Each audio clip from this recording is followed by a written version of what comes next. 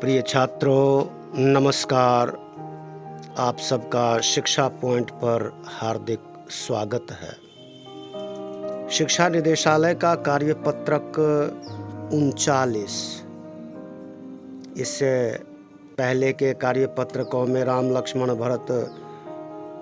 लक्ष्मण परशुराम संवाद के कुछ काव्यांश पढ़े हमने। हम सब ने यह भी पढ़ा कि ये राम लक्ष्मण परशुराम संवाद कविता हिंदी साहित्य के मूर्धन्य कवि संत कवि तुलसीदास जी द्वारा रचित प्रसिद्ध ग्रंथ रामचरितमानस से संकलित है। पिछले कार्यपत्रकों में, पिछली पंक्तियों में परशुराम जी लक्ष्मण की बातों से और अधिक क्रोधित हो जाते हैं और क्रोध में आकर के वे कहते हैं कि रे नृप बालक काल बस बोलत तो ही न संभार, धनु ही सम त्रिपुरारी धनु विदित सकल संसार। हे राजपुत्र, तुम बालक हो और मौत तुम पर मंडरा रही है, इसीलिए तुम संभल कर नहीं बोल रहे हो। और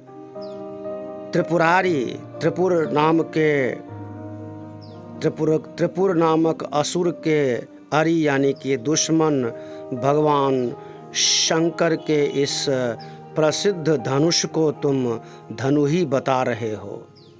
यह सारा संसार जानता है कि शिव का धनुष कोई साधारण धनुष नहीं है।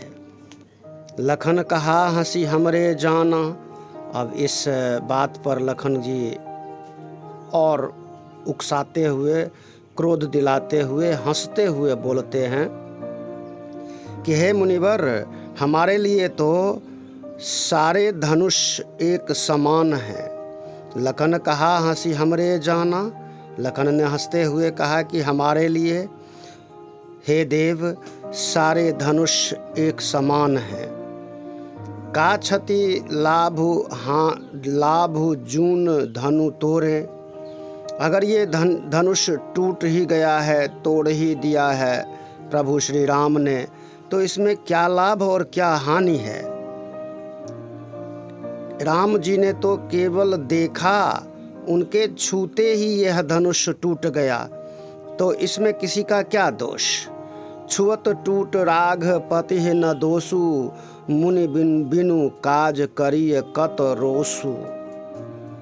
उनके छूते ही रघुपति राम के छूते ही यह धनुष टूट गया, तो हे मुनिवर, इसमें आप क्रोध न करें। क्रोध का कोई लाभ नहीं है। आगे इसके बाद के संवाद को हम आगे की पंक्तियों में पढ़ेंगे, अगले कार्यपत्रक में पढ़ेंगे।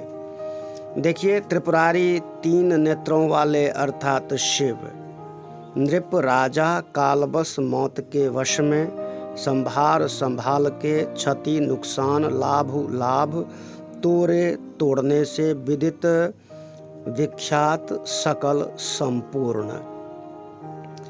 भावार्थ यह है कि परशुराम जी क्रोध करते हुए कहते हैं कि यह साधारण धनुष नहीं है और हे राजकुमार लक्ष्मण, तुम पर मौत मंडरा रही है। मृत्यु के वश में आकर के तुम संभल करके बोल नहीं रहे हो।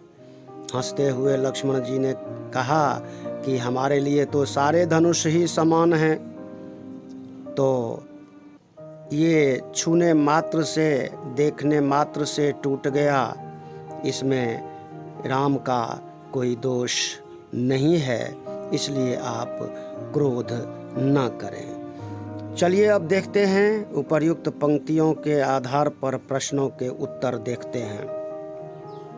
पहला प्रश्न है, निम्नलिखित में से सम शब्द का कौन सा विलोम अर्थ नहीं है। तो सम का विलोम अर्थ नहीं है ग समान। विलोम अर्थ पूछा है तो असमान भी विलोम है, विषम भी विलोम है, ग समान विलोम अर्थ नहीं है। दूसरा प्रश्न है, काव्य में प्रयुक्त शब्द त्रिपुरारी किसे कहा गया है? इसका सही उत्तर है घ शिवजी। प्रश्न 3 है, निम्न में से कौन सा शब्द क्रोध का विलोम है? क्रोध का विलोम शब्द है शांत। क इसका सही उत्तर है। विलोम शब्द, क्रोध का विलोम शब्द शांत। चौथा प्रश्न है, लक्ष्मण ने परशुराम जी के धनुष के टूटने का क्या कारण बताया? इसमें विकल्प नहीं है। इन्होंने बताया कि राम के छूते ही यह धनुष टूट गया, यही कारण उन्होंने बताया। अब इस आधार पर आपने पूरी कविता पढ़ी और मैं फिर से एक बार आप सबको याद दिलाता हूँ कि शिक्षा पॉइंट की इस पूरी कविता पर एक वीडियो है जिसका लिंक आपको डिस्क्रिप्शन बॉक्स में मिलेगा। पूरी कविता को एक साथ समझने के लिए उस लिंक पर जाएं, पूरी वीडियो देखें, पूरी कविता का भावार्थ, सारांश, उसकी व्याख्या और प्रश्नों के उत्तर देख सकते हैं। चैनल को सब्सक्राइब कीजिए, लाइक शेयर कमेंट कीजिए और सभी बच्चे परीक्षा की तैयारी मन लगाकर करें।